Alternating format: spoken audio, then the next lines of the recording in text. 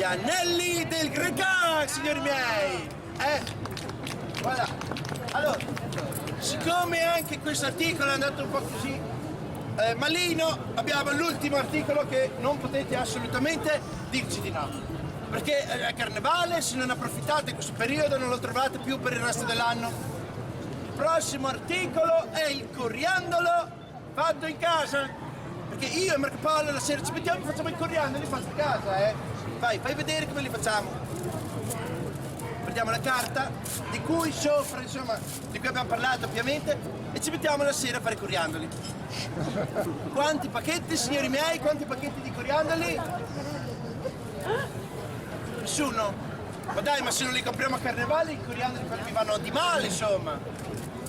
Perché dovete sapere, dai, facciamo la dimostrazione per bene. Il coriandolo fatto in casa si può lanciare in vari modi. Primo modo, si prende il coriandolo e si lancia. Grazie. Secondo modo con cui si può lanciare il coriandolo fatto in casa è sfruttare la forza eolica. Quindi prendo e si soffia, signori miei. Il terzo.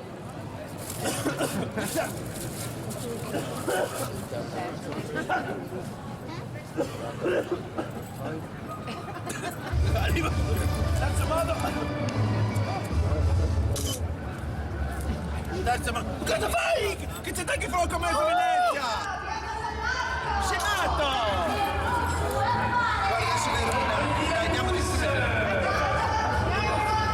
Dai, prova a asciugarlo almeno, asciugalo un po'. Dai. Asciuga, asciuga, asciuga. I coriandoli di Marco Polo, signori miei. Un fantastico carnevale a voi tutti. La compagnia Pentachini da Venezia, signori miei. Buon carnevale. Insomma, non si vede niente, andiamo.